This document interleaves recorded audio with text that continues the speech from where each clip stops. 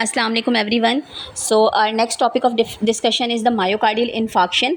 Myocardial infarction basically जो पिछला topic हमने पढ़ा था ना अंजाइना, उसमें हमने एक चीज़ पढ़ी थी कि कॉर्नरी आर्टरी नैरोविंग या कॉर्नरी आर्टरी स्पैज़म। अब मायोकार्डियल इन्फाक्शन में हम क्या पढ़ने वाले हैं कि थ्रोम्बस या अथीरोस्क्लेरोटिक प्लाक, इस तरह की कोई चीज़ जो है वो वेजल को प्रॉपरली कम्प्लीटली ऑक्लूड कर देती है। ठीक है, तो ऑक्लूजन की वजह से क्या होता है कि ब्लड फ्लो कॉम्प्रोमाइज़ हो जाता है, एक्यूट थ्रोम्बोसिस। अब इसमें मल्टीपल चीज़ें होती हैं। इसमें एथेरोस्क्लेरोटिक प्लाक है, जब वो प्लाक अपनी जगह से रप्चर होता है तो वो थ्रोम्बस कहलाता है। थ्रोम्बस से फिर वो एम्बोलस बनता है और वो जाकर किसी भी मेजर कोरोनरी आर्टरी में जाकर जब फंसता है तो फिर वहाँ पर जो है वो ऑक्सीजन सप्लाई कम हो जाती है एंड फिर ये मायोकार्डियल इन्फाक्शन, ठीक है, decrease oxygen supply is called infarction करा देता है मायोकार्डियम का। सही है। अच्छा, इसकी खास बात ये है कि इसमें बायोमार्कर्स जो होते हैं यानी कि ट्रोपाई और जो है वो प्रोबीएनपी और CKMB ये जो हैं ये रेज हो जाते हैं। ठीक है, एलिवेटेड ट्रोपोनिन लेवल जो है वो इसके अंदर होता है। बाकी एंजाइना में हमने पढ़ा था उसमें बायोमार्कर्स जो हैं वो रेज नहीं होते हैं। ठीक है, अब हमारे पास दो तरह के मायोकार्डियल इन्फाक्शन होते हैं, एनस्टेमी और स्टेमी। ठीक है, स्टेमी में क्या होता है, ST सेगमेंट एलिवेशन होती है और एनस्टेमी में non ST segment elevation. ST segment elevation you all have seen on the ECG during your house job.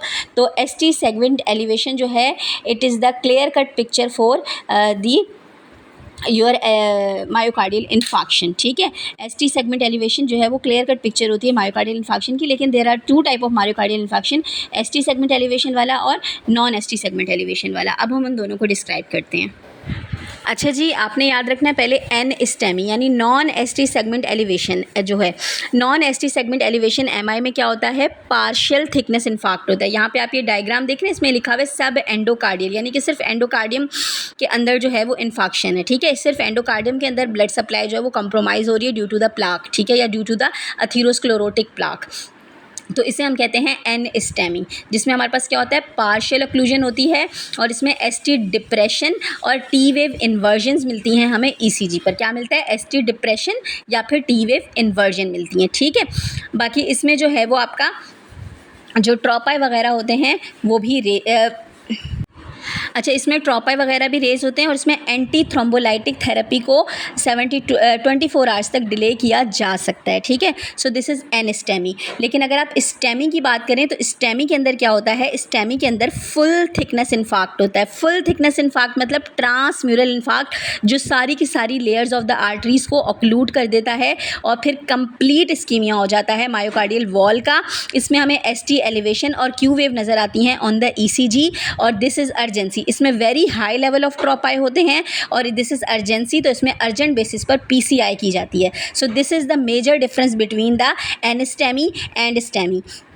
अब एनस्टेमी में याद रखना है पार्शियल थिकनेस होती है, ST डिप्रेशन और T वेव इन्वर्जन्स होती हैं ECGs पे और इसमें ट्रोपाई लेवल हाई होता है बट एंटी थ्रोम्बोलाइटिक थेरेपी की अर्जेंट नीड नहीं होती। PCI और एंटी थ्रोम्बोलाइटिक थेरेपी की अर्जेंट नीड नहीं होती। Whether in case of ST segment elevation में क्या होता है, फुल थिकनेस इन्फाक्ट होता है, ST एलिवेशन नज़र आती है ECG में और हमारे पास अर्जेंट PCI और anti thrombolytic therapy and very high level of trop I होते हैं। So this is the difference between the NSTEMI and STEMI.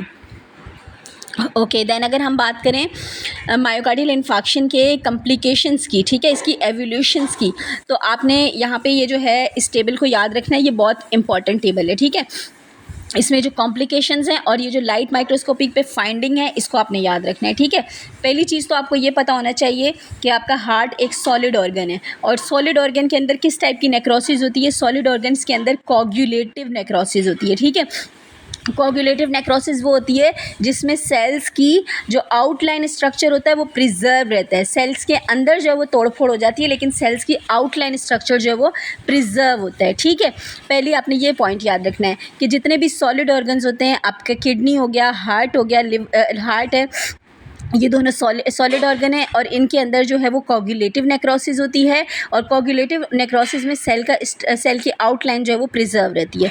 दूसरा पॉइंट आपने ये बात याद रखनी है कि हमारी बॉडी में जब भी कोई स्ट्रेस होता है, जब भी कोई इंजरी होती है, जब भी कोई fight and flight response generate होता है तो उसमें सबसे पहले जो हमारे पास सेल्स एक्टिवेट होते हैं 24 आवर्स से 48 आवर्स के दरमियान में वो होते हैं न्यूट्रोफिल्स। वो कौन से सेल्स होते हैं, न्यूट्रोफिल्स होते हैं। ठीक है, और आफ्टर 24 to 48 आवर्स हमारे पास कौन से सेल्स आते हैं, मैक्रोफेजेस आते हैं और मैक्रोफेजेस बाद में क्या बनाते हैं, ग्रेनुलेशन टिश्यूज़ बनाते हैं। क्या बनाते हैं, granulation tissues. So you need to remember step wise कि सबसे पहले 24 आवर्स में हमारे पास कौन से सेल रेज होते हैं, न्यूट्रोफिल रेज होते हैं। फिर हमारे पास जो है 24 से 48 आवर्स के दरमियान हमारे पास कौन से सेल रेज होते हैं, आफ्टर 48 आवर्स हमारे पास कौन से सेल रेज होते हैं, मैक्रोफेज रेज होते हैं। और मैक्रोफेजेस क्या करते हैं, ग्रेनुलेशन टिश्यूज़ को फॉर्म करते हैं। आपने ये बेसिक चीज़ें याद कर ली तो इस पूरे के पूरे इस टेबल को याद करना आपके लिए बहुत ज़्यादा आसान हो जाएगा।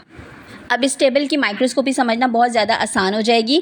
तो आपने एक बात याद रखें कि मैंने आपको जो चीज़ें बताई हैं आपने उनको माइंड के अंदर रखना है और उसके बाद ये अब इसकी लाइट माइक्रोस्कोपी पे फोकस करें।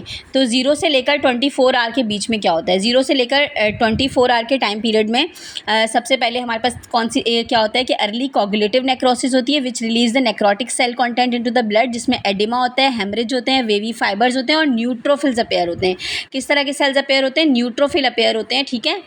और हमारे पास इसमें मैसिव कैल्शियम इन्फ्लक्स होता है, मैसिव कैल्शियम इन्फ्लक्स होता है इनटू द सेल्स। तो इन्फ्लेमेटरी रिस्पॉन्स के बेसिकली साइंस ही होते हैं पेलर, डॉलर और कॉलर। तो कॉलर रेड हो जाता है और जो है हमारे पास टेम्परेचर हाई हो जाता है और हेमरेजेस हो जाते हैं। तो साइंस ऑफ एक्यूट इन्फ्लेमेशन जो है वो उसमें नज़र आते हैं, यानी कि एडिमा होता है, हेमरेज होते हैं, वेवी फाइबर होते हैं। और फर्स्ट सेल्स जो मैंने आपको बताया वो कौन से होते हैं, न्यूट्रोफिल्स होते हैं। तो न्यूट्रोफिल्स की जो है वो एक्यूमुलेशन हो जाती है at the side of inflammation. तो वेवी फाइबर्स जो होते हैं 0 to 4 आवर्स में रिलीज होते हैं जो कि कोगुलेटिव नेक्रोसिस कराते हैं इन द हार्ट और फिर ये एडिमा कराते हैं, हेमरेज कराते हैं, रीपरफ्यूजन इंजरी कराते हैं और इंक्रीज़ करते हैं कैल्शियम का इन्फ्लक्स। तो ये बेसिकली क्या है, ये बेसिकली साइंस होते हैं किस चीज़ के, ये साइंस होते हैं एक्यूट इन्फ्लेमेशन के। तो एक्यूट इन्फ्लेमेशन में ये सारी चीज़ें होती हैं। देन जो है वो फर्स्ट 24 आवर में कौन सी चीज़ जो है वो कॉम्प्लिकेट करती है, तो फर्स्ट 24 आवर में मायोकार्डियल इन्फेक्शन के वेंट्रिकुलर एरिथमियाज, सुप्रा वेंट्रिकुलर टैकीकार्डिया या वेंट्रिकुलर फिब्रिलेशन, वेंट्रिकुलर एरिथमियाज जो होते हैं वो कॉमन होते हैं फर्स्ट 24 आवर में। और इसमें हार्ट फेलियर और कार्डियोजेनिक शॉक हो जाता है और डेथ जो होती है इन द फर्स्ट 24 आवर्स में वेंट्रिकुलर एरिथमियाज की वजह से ही होती है, ठीक है। यू नीड टू रिमेंबर कि किसी भी पेशेंट को अगर MI होता है और उसको डेथ हो जाता है within 24 hour, it is due to ventricular arrhythmias. Then अब हम बात करते हैं 1 to 3 डेज़ पे। तो 1 to 3 डेज़ पे क्या होता है कि एक्सटेंसिव कोगुलेटिव नेक्रोसिस हो जाती है, tissue surrounding infarct show acute inflammation with neutrophils. तो मैंने सबसे पहले आपको बताया कि 0 से लेके 48 आवर्स के दरमियान जो पहले सेल्स आते हैं into the myocardium as a acute inflammatory cell वो होते हैं न्यूट्रोफिल्स। तो यहाँ पे न्यूट्रोफिल्स की रिक्रूटमेंट शुरू हो जाती है और पोस्ट इन्फेक्शन फिब्रिनस पेरिकार्डाइटिस होता है। तो सेकेंड से लेके थर्ड डे पर हमारे पास कौन सी चीज़, कौन सी कॉम्प्लिकेशन डेवलप होती है, this is fibrinous pericarditis. Fibrinous pericarditis जो है वो 1 to 3 days after myocardial infection होता है। अब हम 3 to 14 डेज़ पे बात करते हैं। ओके, देन अब हम 3 to 14 डेज़ पे बात करें तो क्या होता है कि क्योंकि मैंने आपको बताया कि 3 दिन के बाद जो है वो एक्यूट इन्फ्लेमेटरी सेल्स कौन से बन जाते हैं, मैक्रोफेजेस हो जाते हैं। और मैक्रोफेजेस क्या करते हैं, ग्रेनुलेशन टिश्यूज़ फॉर्म करते हैं। तो ग्रेनुलेशन टिश्यूज़ और मैक्रोफेजेस 3 to 14 डेज़ पे होते हैं। इसमें क्या होता है, इसमें आपकी जो वॉल्स होती हैं वो रप्चर हो जाती हैं। इसकी कॉम्प्लिकेशन में क्या चीज़ डेवलप होती है, इसकी कॉम्प्लिकेशन में कार्डियक टेम्पोनाड और पेपलरी मसल्स जो हैं वो रप्चर हो जाते हैं। और इसके अलावा LV सूडो एन्यूरिज्म्स और वेल्वुलर डिफेक्ट्स आ जाते हैं, ठीक है, जिसमें वेल्वुलर सेप्टल रप्चर और ये सारी चीज़ें, यानी रप्चर्स जो होते हैं ना सारे के सारे वो 3 to 14 डेज़ पर होना शुरू हो जाते हैं। सही है। अब हमारे पास लास्ट में आता है 2 week to several month पर क्या चेंजेस हो जाती हैं। पहली चीज़ तो मैंने आपको बताया न्यूट्रोफिल्स आए, पहले एक्यूट इन्फ्लेमेशन हुई, उसमें न्यूट्रोफिल माइग्रेट हुए और उसके बाद न्यूट्रोफिल्स के बाद मैक्रोफेजेस माइग्रेट हुए, मैक्रोफेजेस ने ग्रेनुलेशन टिश्यूज़ बनाए और उसके बाद जब ये सारी चीज़ें हो जाती हैं फिर हीलिंग का प्रोसेस होता है। और हीलिंग का प्रोसेस क्या बनाता है, स्कार बनाता है। तो हीलिंग स्टार्ट होती है 2 week से सेवरल मंथ के दरमियान और इसमें हमारे पास एक कॉन्ट्रैक्टेड स्कार फॉर्म हो जाता है ऑन द लाइट माइक्रोस्कोपी, ठीक है। और इस टाइम पे कौन सी कॉम्प्लिकेशंस होती है, इसमें ड्रेसलर सिंड्रोम और heart failure, arrhythmias, ventricular aneurysm और म्यूरल थ्रोम्बस, ये सारी कॉम्प्लिकेशन जो हैं वो हमारे पास 2 week to several month पे होती हैं। तो यू नीड टू रिमेंबर कि 0 से 24 आवर में कौन से सेल्स आते हैं और 0 से 48 आवर्स में कौन से सेल्स आते हैं और शुरू में फर्स्ट डे पे क्या कॉम्प्लिकेशन होती हैं, सेकेंड और आफ्टर 3 डेज़ क्या कॉम्प्लिकेशन होती हैं और फिर उसके बाद 2 month to 2 weeks पर क्या कॉम्प्लिकेशन हो सकती हैं, ठीक है। सो ओवरऑल इसमें ये सारा का सारा इस पूरे पेज पर पढ़ाया गया है और यही सारी चीज़ें आगे नेक्स्ट पेज पर भी रिपीट हुई हैं। अब यहाँ टॉप ऑफ द पेज पर एक सबसे इंपॉर्टेंट एमसीक्यू लिखा हुआ है, you all need to remember this MCQ, कि हमारी कॉर्नरी आर्टरीज में जो मायोकार्डियम होती है उसमें सबसे कॉमनली कॉर्नरी आर्टरी कौन सी एक्लूड होती है? This is left anterior descending, then right coronary artery, then the circumflex artery. ठीक है, तो ये जो आपको पूरा एक समझें कि एक निमोनिक बना लें या एक ऑर्डर है, इसे याद रखना है आपने, यही आपके एमसीक्यूज़ के क्वेश्चन है। तो ओवरऑल आपके स्टेमी और एन स्टेमी से जो एमसीक्यूज़ के क्वेश्चन आए उनको जल्दी से समराइज़ करते हैं, आप भी समराइज़ करें ताकि आपको याद रहें।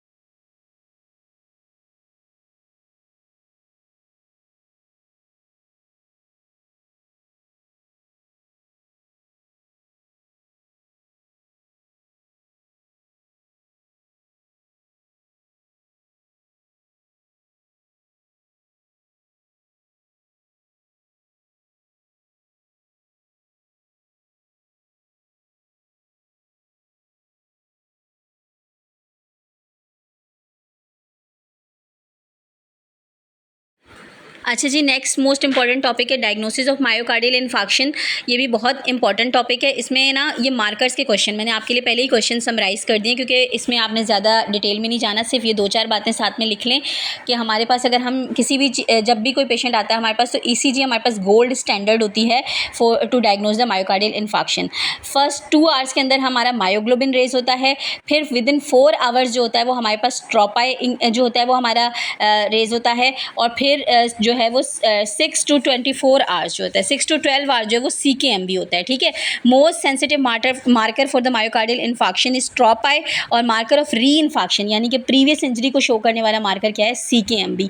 ये मोस्ट इंपॉर्टेंट चीज़ें हैं जो आपको याद रखने हैं। इनकी कोई पीक लेवल्स आपसे एज सच कोई नहीं पूछता है, अगर याद रख लेंगे तो अच्छी बात है कि ट्रोपाई पीक लेवल जो है वो विदिन 24 आवर जाता है, और CKMB जो है उसका भी जो है वो पीक लेवल विदिन 24 आवर जाकर वो बैक टू नॉर्मल हो जाता है विदिन 48 आवर्स। तो इस पूरे के पूरे पैराग्राफ में सिर्फ यही बातें लिखी हुई हैं, और ये बात आपने याद रखनी है कि ECG is the gold standard for the diagnosis of myocardial infarction in the first 6 hours. जो चेंजेस फर्स्ट 6 आवर्स में नज़र आती हैं वही एग्जैक्ट चेंजेस होती हैं, उसके बाद अगर आप देखते हैं तो हमारे पास चेंजेस वेरिएट कर जाती हैं। अच्छा जी, अब ये जो टेबल पढ़ाने जा रही हूँ ना, ये एक्सट्रीमली इंपॉर्टेंट टेबल है। एक इंपॉर्टेंट टेबल है किस हवाले से? ये इंपॉर्टेंट टेबल है कि इसमें से एक ना एक क्वेश्चन लाजमी आपके एग्जाम में आता है। ठीक है, पहली चीज़ तो याद रखें कि जब भी किसी पेशेंट को MI होता है, चेस्ट पेन होता है, जब भी वो एमरजेंसी में लैंड करता है, हम सब उसकी ECG कराते हैं सबसे पहले। तो जब आप ECG कराते हो सबसे पहले, तो आपने याद रखना है कि विदिन फर्स्ट 6 आवर्स जो है ECG is the gold standard test for myocardial infarction. जब भी गोल्ड स्टैंडर्ड की बात करेंगे you need to remember ECG। बाकी मैंने पीछे पॉइंट क्लियर किए कि 2 आवर में मायोग्लोबिन, 4 आवर में ट्रोपाई और 12 to 24 आवर में CKMB। CKMB is the marker of reinfarction and tropi is the most sensitive marker for the myocardial infarction। सही। अब आपने स्टेमी और एन स्टेमी का भी डिफरेंस समझ लिया था। अब आप देख लें कि हम किस तरीके से आर्टरीज़ को रिलेट करते हैं विद द ECG। यहाँ मैं आपको एक निमोनिक बताऊंगी, आपने सिर्फ उस निमोनिक को अपने दिमाग में याद रखना है, और यहाँ पे ऑर्डर ऑफ ECG लीड्स को याद रखना है। ठीक है, तो यहाँ पे आपने एक निमोनिक याद रखना है, साली प्यारी। ठीक है, साली सिस्टर इन लॉ होती है सबके, आप लोग में से होगी बहुत सारे लोगों की। ठीक है, तो साली प्यारी। ठीक है, तो इसमें AA, II, साली प्यारी।